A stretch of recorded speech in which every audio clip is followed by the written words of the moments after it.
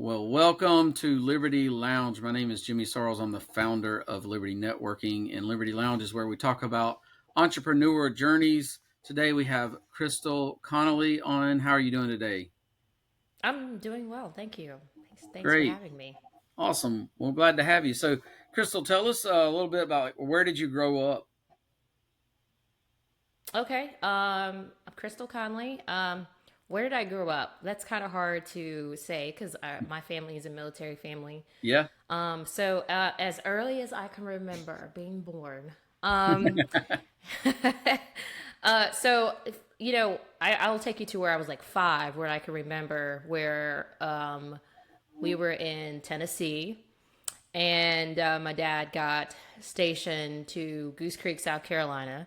Oh, And I would say that was probably like the best years of my life, my childhood years, is it here yeah. in South Carolina. Nice. A lot of outdoor playing and stuff like that. And then I'm pretty sure to this day, like the that military area, Goose Creek, is just not there anymore. It became more like a training grounds or something. But um, but yeah, then we moved to like Virginia, Norfolk, and then we were like in Arkansas, and we just lived everywhere. So you're a Don't military really have kid. military kid, didn't really Yeah. have a home to call home really until I got out of college and decided that I would plant myself, you know, um, start all over again with my life. And it ended up being back in South Carolina, believe it or not, and of all places. And so it's Well, kind it of is God's funny. country, so you know. Yeah, it's kind of funny to me where it's like, well, I moved back to the Yeah. state that where I'm like, hey, my best childhood years were from South Carolina. So, Yeah, yeah. Well, that's awesome. So, do you know how many schools did you go to? oh man, Max, we were there like 4 years before we had to move again. Like Wow. when I was a senior in high school, I wasn't rebellious, but this was like the one chance that I was like protesting to stay Yeah, at my yeah, high school because I was just months away from graduating with all of my friends. sure. And my best friend was there to this day. And my dad was like, yeah, like we love this family and they're family to us, so you could stay with them. Well, then the other parent was like, no, Oh like no. she's the child and we're the adults, you know. Yeah. And so, yeah, we stayed probably like 4 years max in most locations, and then we were moving all over again. So senior Wow. year sucked. So, where did you end up going to college, and what was your major? Yeah, so I went to a community college in Raleigh, North Carolina for 2 years because I was kind of in a place to where I wasn't really ready to jump right into college. I wanted to work a little bit. I wanted to explore what real life was. Yeah, I just wasn't ready for this whole like while all of my friends went to 4 year college or university. I was just like, yeah, no, I'm not doing No. that. Right. So I went to community college for a couple of years, and in that time of working and earning some money, I then decided that I would, go to a Christian college. And while everybody was going to Liberty University, because that kind of runs in our family with people Yeah. connected with the Falwell family, Mm-hmm. I eventually was like, yeah, I don't know about that. Yeah. I don't want to walk that. Notice a trend here. Yeah. Yeah. Yeah. So I decided to go to another Christian college, liberal arts, in Western North Carolina, in Montreat. Okay. So, Awesome. So, what's your journey from college to kind of where you are now? And man, yeah, I know that's a long period of time, but however you want to tell that. yeah. So the journey was probably the start of what it would be like with entrepreneur journey. Look, you just have to be wide open, and whatever you thought you have planned out, yes, somebody who is very who has been known to be very analytical, very Yeah. serious, very strategic, very focused. That was me. And so while I think God like used all those things to kind of get me where I needed to get, he like put me on the extreme of things. So I was Yeah. like exposed to a lot of things, like being in Western North Carolina, aka Asheville. Yes. And it's the complete opposite side. Yeah. I think he did that on purpose, just to kind of mellow me out. When you grow up in the Bible Belt, we've been known to not have a lot of compassion, right? You kind of be a little more on the rigid side. And, Jesus is about love and also sharing the truth. So being on the Asheville side of things kind of really brought me into the middle of like how to have more compassion and kind of seeing life in a different way. Of course, in a biblical way, but in a more loving way. Also put me in a place of being more yielding in my life and what God has. And so, when we ask God, it's like, God, use me. I want to be used Yeah, by you. Like, be careful what you ask for, seriously, that's because right. you have no idea what that looks like. And like, we can be caught up in the church and stuff and think that, that question of, or that statement of God use me is like just only ministry only. And it's not. One thing I did know for sure growing up, even though my stepmom was a preacher's kid and I was in church all the time, one thing that I knew for sure was that God was calling me outside the church walls. Mm. And I knew that for sure. And as much as my stepmom wanted me to be a missionary in Africa somewhere, I literally said, you go to Africa. Well, you think I'm going to do that because I'm black? Sorry, y'all. My stepmom is white. Little disclaimer there. Right, right. Yeah, but I would just say it has been, I was very naive on one sense and had to learn how to get some thick skin, because I think I kind of ran into the world with my like bright-eyed, bushy-tailed or rose-colored glasses, kind of thinking like, hey, what happens in my house is kind of what happens in the world, if you will, or if you've been kind of in the church the whole time. And it was a necessary journey to kind of set me up for Yeah, like how to interact with people and how to interact with the things that are going on in the world. yeah. And That's a very so, good way to put it. It is a journey. You learn things. You don't know everything now. God doesn't right. reveal everything now. You learn at different times in your life. That makes sense. Yeah.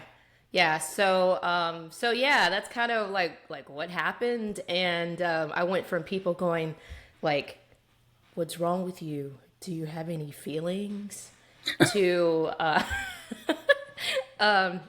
no one can see that resting bee face. I was just Yeah, very stoic and no one could sure. really tell like what was going on with me.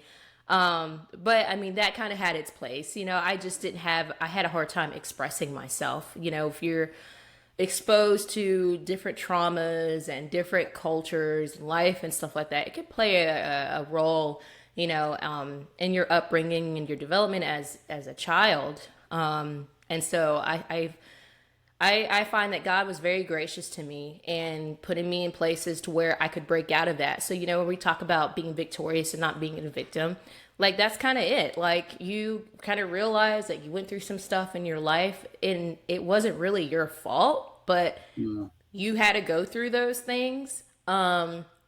But instead of dragging that along with you and making that your story, it's just more of like, no, like, yeah, I also had to put myself through counseling so that way I know that I was completely sane. sure. Yeah, It's yeah, okay. absolutely. So yeah, that was kind of the journey. And I worked for employers and, kind of everywhere I went, there was kind of this pattern that was kind of starting up, that it wasn't because I had authority issues or I didn't Hmm. know how to work with people. It was just that, that whole verse of God, like setting us apart, that he was slowly putting me in this position to where, hey, there are going to be people that are going to have opposition with you because you are simply you, because light shines through you. There are going to be people who have opposition with you because you tell the truth, and some people are like, you tell too much truth, you just keep your mouth shut and don't say anything. Well, I don't roll like that. So No, no, you don't. I've learned that, over time, like, it was kind of more like just, okay, like I'm seeing a pattern here that I'm not always wanted and welcome everywhere. And it took me some time to go like 3 times. Bigly is what Trump would say, bigly. I had to go through that. enough times to no longer to for it to no longer impact me, and me realize that Mhm. God was calling me to out of the work field as far as working for someone else and figuring out this journey of how to serve other people with the skills that I had, the professional skills that I had, the natural gifts that I had, and and use that for His glory. So that's kind of how I ended up unemployed. So yeah, so what's that like, the transition from your career and everything to being a business owner, and how does all that work out for you? Yeah, I'd say it's actually really exciting. So when you go through enough things and you see God do things, it becomes to be exciting. Like, God, you said you'd have my back. It's kind of like you see the wave coming. It's like, oh, buddy, like the wave is coming. So I would say it gets exciting. Only sometimes does it get a little terrifying because Sure. you have to be real. Like sometimes you kind of forget who God is and you start like second guessing or just kind of silent, or you spend too many days without reading your word or praying just because there's this awkward distance that kind of happens whenever you're just like aggressively like signaling to God that you're unsure. Yeah. And then either something happens or you finally kind of slow crawl back your way to God and be like, okay, like, can I just tell you, I don't know if I trust you right now. Right. Like, Yeah. and like if you just like say that truth, you kind of just get overwhelmed with his love and grace and just that reality that he's been there, he's always been there, and this is just another level. It's that First Peter 5:6 of humble yourself before the Lord, and in due time He will lift you up. And I feel like that's just the recurring journey. Like that's just the song, that's the music right there. Yeah. That's awesome. So tell everybody what it is that you do currently.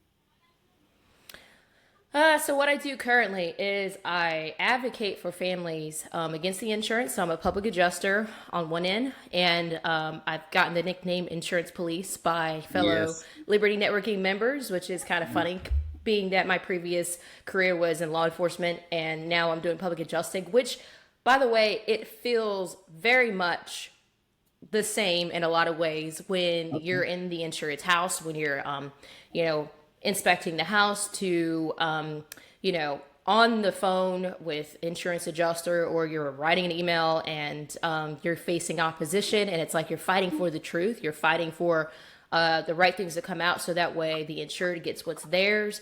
A Yeah. lot of it very feels very investigative sometimes, very very similar. So I do that.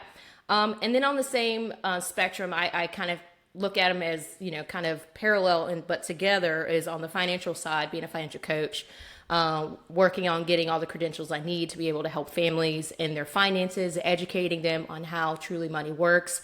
That is something else that's very dear to my heart, just because I watched my dad pass away too soon, Mm. and by the end of the day, it's like nothing could be said for. He did 20 years of military service in the Navy, 15 years in law enforcement as a detective, senior detective, passed away, and there's nothing to show for it when it comes to leaving something behind for his family, having himself set up. And it was like, the most of these families, especially old school, robbing Peter to pay Paul, or, Yeah. pulling from this account to make this account, or somebody has a medical injury, or somebody gets cancer. Like, all these things happen in our family, and I just saw my dad just dishing out money one after another and trying to play catch up. And it was like by the end of all that, I was just like, my brother and I were like, we have to do something differently to where we're not stuck, we're not just trying to get by.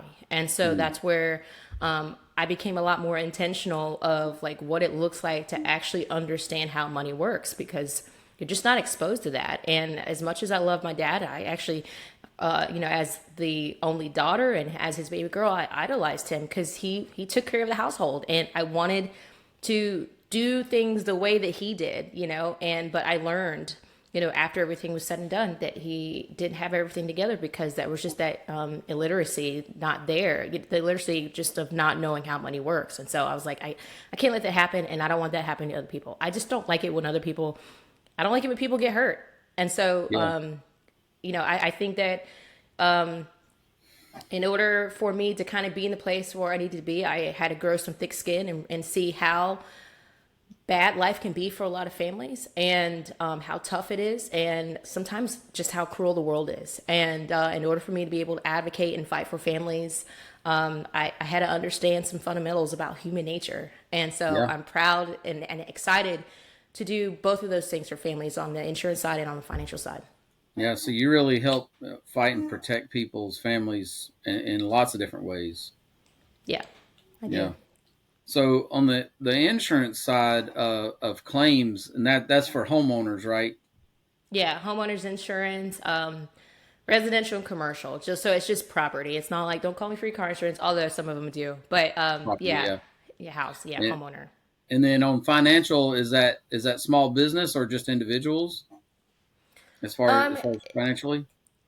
yeah, so it can be both. But I would say that probably my gift and probably where God's calling me is going to be working with families and individuals who desire things like, increasing their net worth and getting out of debt, and having residual income, and having wealth for their family to where they're no longer stuck. Hearing people's goals and their dreams, their callings, and partnering up with them to help them get where they want to get. Yeah, that's awesome. So how long have you been in those industries now? It's collectively between the two of them, almost 5 years. So I've been longer public adjuster longer than I have been a representative with Primerica in the financial industry. I've just came up on my 1 year anniversary like in July.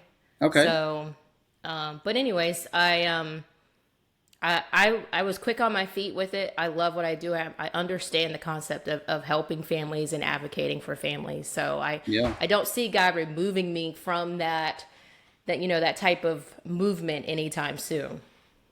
Did you go straight from law enforcement into a public adjuster? Kinda. There was probably I would say at minimum, well, I'll say probably about 2 years of a resting period Yeah. as like recovery from a Sure. whole new different world. Hmm. One, my body hurt. Yeah. You don't realize the type of stress that you put on your body when you're wearing a uniform, when you're in high risk areas, when you're in the mindset of constant orange, red alert, constantly protecting yourself. That weighs a lot on your body. And so I needed time to get out of that. And I knew too that, when I was in law enforcement, I'll just say that I really enjoyed serving the community. It was probably one of the funnest things I did. Sure. Somehow I got really bored with it, and I think it was because there was like I've had sergeants and lieutenants tell me like we got to do something with her, otherwise we're gonna lose her because she just is getting bored with Need a the new stuff. And I challenge. Yeah. yeah, I needed a new challenge. Strangely enough, which I never. So it's funny because I never really saw myself as the competitive type, but I think there was another side of it. But there were just gifts and talents that needed to be used as far as serving people on a deeper level, which it doesn't take a genius to be in law enforcement, but it does take common sense. Hmm. And there's not a lot of common sense anymore, so you'll get some interesting people. Oh man. But yeah, I mean, with that being said, I took the time to brush up on my skill set to learn some new things. That I could say that I've taken the time. So I've learned how to do things like HR, getting my certificate in that, to just brushing up on some skills because I can't rely on law enforcement. I don't live, breathe, and eat law enforcement as some people do. Like they go to sleep in their BDUs, and I'm just like, what's wrong with you? Oh goodness. I shouldn't crack fun, but I do. But yeah, that's what I did for the 2 years. I learned a little bit about affiliate marketing and network marketing. So things like how to build funnels, things like lead generation things like SEO, which I don't like. Don't ask me how to do that. Yeah. That's the type of stuff that I learned how to do. So by the time I got into something like public adjusting, how to get out there and get exposure and all of that, all those things played a part to this day of what I did. And so, yeah. Awesome. Tell us a story of a family you've helped recently with either public adjusting or financial advising, like just a recent story. Man, there's so many. Um, I say that like lightly too, because some of these stories that like I get are some of the hardest ones. Even though Yeah. there's a positive that comes out of it, it takes a lot of energy. Sometimes it can be very stressful, and sometimes you wonder why God chooses you to kind of stand in the gap. But I was reading something in scripture where it's like, shoot, was it like talking about like the watchman or something? I can't remember, but basically the idea of even just being a door holder and why that role is so important. And somebody else may look at that and go, but you're just a door holder, and that door holder will like face every type of person that comes to the door, entitled person to a, whatever. You're opening the door for somebody. So you're going to Yeah. get people who say thank you. You're going to get people who say, like, get out of my way. I got it myself, whatever the case may be. Like, but there's a reason why God has chosen those people to be the door holders, these men, if you will, that are very, very strong men. And like someone like us would look at that and go, strong men, like, shouldn't they be like a bounty hunter or, Yeah. CIA or something? Like, no, God's called them to like hold the door open. They're gatekeepers to protect what's coming inside and to Sure. keep out what doesn't need to come in. And so sometimes when you're helping families out, sometimes you know what you're up against, and sometimes you don't know. But that's where God has you at. And so as far as like a story, like just more recently, as of this past weekend, someone just out here in our community who saw my post on Facebook about, having my financial business with my husband, and, them taking the opportunity, like they're a cold lead, I don't expect much Right. traction from cold lead. Warm market's always better. If you do network marketing, direct marketing, affiliate Hmm. marketing, that. It's like how to Yeah. convert them into warm leads. Yeah. But I put it out there anyway because it's a need, it's a necessity, and people know what their needs are, so they're going to respond, as appropriately as this one particular family did. And this person is sitting there having a free consult with me, and they are talking about how their husband came down with an illness, and how she had to dip into her 401k. Like they were like on the track of already having themselves set up right and all that, but then having to dip in their 401k Oh man. to wipe out, that to take care of all the medical bills, and it still wasn't enough. And now they feel like they're starting over the way the economy is going. They feel like they're going to be left behind. And this lady just broke down, Oh on wow. the Zoom call. And it's like, this is why I always say I don't go chasing leads. I don't go chasing after people, because the right people know what they need, and the right people show up. And I Yeah. always I always ask God to put me in a place, put me in front of people that he needs me to serve. And it was this woman this weekend, and she poured her heart out to me. And by the end of that consult, we were able to give her a blueprint of what she needed for her, and us to follow up on. And it was like, for her, it was a breath of fresh air, because for her, she's like, I don't know what to do. All I know is that I've emptied out my 401k. you Yeah. know so I was grateful to be at that right place at the right time. And again, it's like, this is what I've been called to do. Yeah. Ministry can happen anywhere, right? Yeah, It's definitely can. awesome. So in the last, 4 or 5 years on this journey, when you started public adjusting and all this, I mean, you worked with a lot of people, and you basically are setting your own schedule. That's entrepreneurship and things like that. What are some of the things that you've learned, or what would you tell somebody that's about to get in business? Well, if I could be completely honest and just be myself, which I am completely during this entire video, but if I don't know if I'm talking to a believer or not, but I would say definitely leave with Christ first, That's because it good. feels a lot harder when you kind of have God on mute, because you've just been, whether you've been busy or whether you've been dealing with personal matters, personal sin, whatever the case may be, it's a lot harder. Mm. But when you keep Christ first, or when you acknowledge Him, you take the time to be in His Word and to pray, at least you have that to lean on if stuff gets crazy. Mm.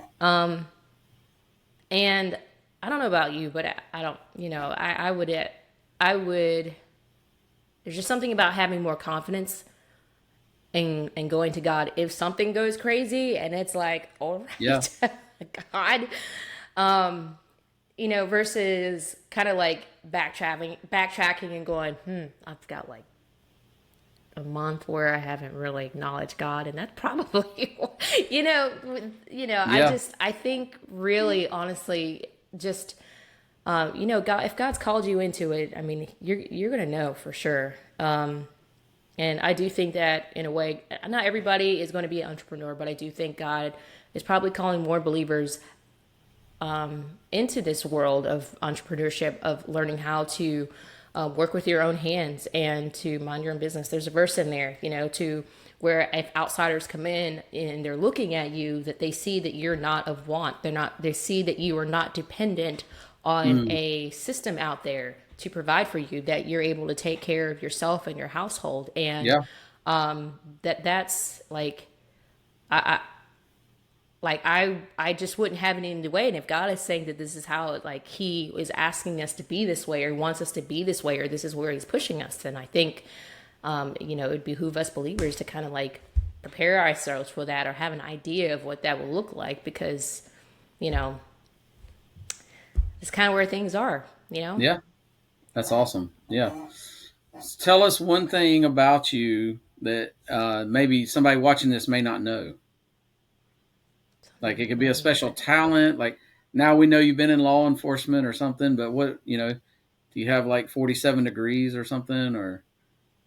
47 degrees. No, I don't have that. I just have one degree, Bachelor of Science in Human Services. Um, I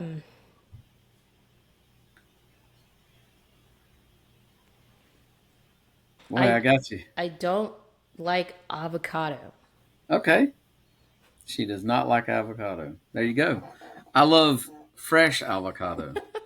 Well, there you go. So I had a bad experience with Uh huh. avocado, and Vince, my husband, Yep. he will hear me talk about it all the time. I'm like, is that fresh? Did they just cut it? How long did it sit out? Yeah. Because I ain't touching it. It's been oxidized. I ain't touching it. Like Right. it will. I am like that because I've had a bad experience with it when someone was making me a like they were making me like a Russian salad. I couldn't tell you if it was the mayonnaise. I couldn't tell you if it was the avocado. All I know is that the texture between the two of them, and something else happened between eating it and my stomach. Yeah. And my body is so good to me, y'all. Like, people make fun of me. My husband makes fun of me too, because he has like this iron stomach to where he's like, oh, I didn't know. Like, we eat the same thing, and I'm the one that's like in the bathroom or in bed for like the next 2 hours. Yeah. And I'm just like, yeah, it's because my body will warn me when something's up. Like Yeah. you'll just drop dead, because you just thinking everything's all hunky dory. But yeah, I'm not a big fan of avocado unless it's Okay. fresh. Like, they literally they're cutting it up and put some pico de gallo and mix it up, and then we might be good. But just All right. something, That's fair. yeah. All right. Awesome. So what's your service area for your business and everything, that where you can help people? Yeah, so more recently, I've kind of downsized on my service area. I used to do Maryland, New Jersey, and North Carolina, but with Oh me wow. kind of putting a lot of focus on the financial side of things and growing that side of the business. I will definitely be feet on the ground, foot on the ground, boots on the ground There you go. in South Carolina. So South Carolina definitely gets all of me. And then if people, as far as the public adjusting side of things, if people need help in other states, just let me know because I am partnered up with a firm, so we are working out of 47 states. So just because I can't get there, to Kentucky or Ohio or something like that, I'm literally connected to PAs, public adjusters, day in, day out, that I work with that are part of the same firm and Oh, team. that's good. So I Yeah. would be happy to pass you on to there. So, but South Carolina would be definitely my base. And then the financial side of things, North Carolina as well. Okay. Awesome. Well, that's good to know. So, all right, let's talk about networking. So, you're a member of Liberty Networking, and I know you've been in for a little bit while now. So, how has that been as far as learning networking and figuring all that out? What are your, I guess, your thoughts and everything on networking? I do I like networking a lot. I've never experienced it before. Okay. Until I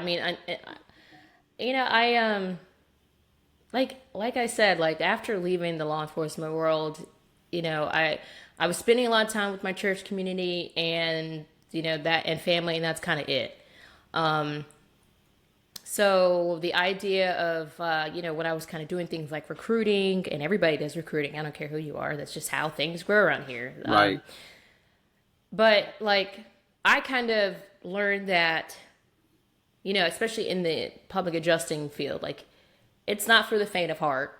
It's kind of like well, I would say law enforcement, but I'll redact that. It's not for the faint of heart. And so the idea of like recruiting and teaching and training people, I actually do like teaching and training people, but some people are just looking for jobs and employment, and the idea of working and doing things and initiating stuff just isn't their thing. And so that was just like one way, income producing activity type thing. The other thing was like networking and getting to know people in the community. And since I was pretty serious about getting to know people in my community and my church, I figured I would, start there with the networking, and found out that networking for me was the more strong suit. So it's not that I really stopped in any of those other categories, but it was my strong suit. And so this Yeah. is where I build my reputation. This is where I build my credibility. This is where people are, watching me to see if I'm consistent. And I'm like, I'm fine with that. No Sure. spots, no blemish. Just kidding. Yeah. And I liked it, and I like the fact too that to get into something like Liberty, it's like, hey, we follow integrity, and I was like, well, I've lived my whole life No, living on that word integrity. I was that's so like, good. okay, Yeah. let's yeah. So, I really enjoy it, and there's some good people in this whole Liberty networking network, and Yeah. I spread the word to other people like, hey, go out there to those networking groups, go out there to those networking. I'm telling you, it's like the best thing you can do to get your foot out there. I said, just if you do that, don't just show up one time and leave. Like once you show up, people are going to want to know like how serious you are, how committed Yeah. you are. So you got to stay consistent. But I would say within 4 to 6 months of being part of Liberty, like, I mean, no one gave me my nickname for nothing. So, That's right. Yeah. Yeah. Consistency is key. I will definitely say that, showing up's half the battle. And then, doing what you say you're going to do, being on time, all those things really play into it, but the networking, our core values are liberty and integrity, which you hit on, but our core focus is building authentic long-term relationships. And that's really what we want to focus on. And I teach people to do. But that's so in networking, your ROI is the most important thing. And that's your return on involvement. So hmm your involvement brings your return on investment, but yep, you got to be able to. I talk to a lot of people and they show up and they're like, "Hey, where's my referrals?" And I'm like, "No, no. Like I'm not saying you. I mean, visitors get business, and when you right, become a member, you can get some business, but it's not. You're Mm-hmm. not just going to get referrals. Like you got to build Right. relationships. You got to give referrals, and a lot of people really, I feel like they miss the point of the some of the meetings are for the guest. Yeah. That's the meetings are where you make connections. The RBMs are relationship building meetings. That's where you build the relationships. That's why we Yeah. call it an RBM, right? That's exactly it. And I'm more of a natural, organic type of person anyway. I fail in the department of being superficial. I've tried it, and somebody will like call me out, and I'd be like, "This is how I know I'm not Yeah. allowed to be fake," There you go. because because God will use somebody to be like, "That girl, like she just tried it." I'd be like, "Okay, yeah, this doesn't Yeah. I work." mean, So that's so good. I mean, honestly, the number one rule I tell people when you're networking, I mean, in life, but when you're networking is be authentic. I mean, because yeah, if you're a different person at home than you are at the business place, and then you are at the bar and all, it's people get confused and they're like, I don't know if I can trust this person. Yeah, just be yeah, yourself. That's right, good. yeah, So yeah. what's a one or two networking tips you would give somebody that's new to networking? I would say don't be afraid to introduce yourself. Ask someone who's just new to networking. Mm. I would say people are very friendly Yeah, and open to interacting with you, and you'll kind of find out like maybe it wasn't what you thought it would be if it was on the negative end, or it's everything you thought it would be if it's on the positive end. But don't be afraid to say that you are new to network marketing. Or I said networking. Sorry. And then I would also say just make sure that go in there with the focus of thinking about the other person or how you can that's serve good. them. So Yeah, don't think about it from your perspective of what you can gain out of it, but thinking about so those first couple of meetings, is literally going to be about getting to know someone. It's not going to be having yeah, that free consultation right off the back or yeah, selling your business. It's literally something like this, what you're doing, yeah, and building a foundation, and and that takes time, and that's okay. That's the way it's supposed to be. And I yeah, would say if it's anything different than that, then it's caution. yeah. So That's so good. When you build the relationships, it can feed you for a lifetime as a referral partner, versus getting a yeah, referral that feeds you for a day. Right. right, right. So good. Well, that's Yeah, like awesome. one of the things that kind of sticks out to me, about organic relationship, and this kind of sticks to my mind. But it was something my dad never shared with his kids. But when he was going through the academy, my dad was being picked on, believe it or not, Mm. Oh and wow. it's hard. Even adult kids, when they look at their parents, they still kind of look at them like they're the salt of the earth type of thing. They're grand wizard. Nothing ever happens to them. But it was kind of revealed to me that my dad was having a hard time going through the academy at the time that he was going through it, not because of any type of fitness or anything like that. It was because my dad had some haters, right? And these haters wanted to say something about things that were not true about him to get him kicked Mm. out. Oh wow.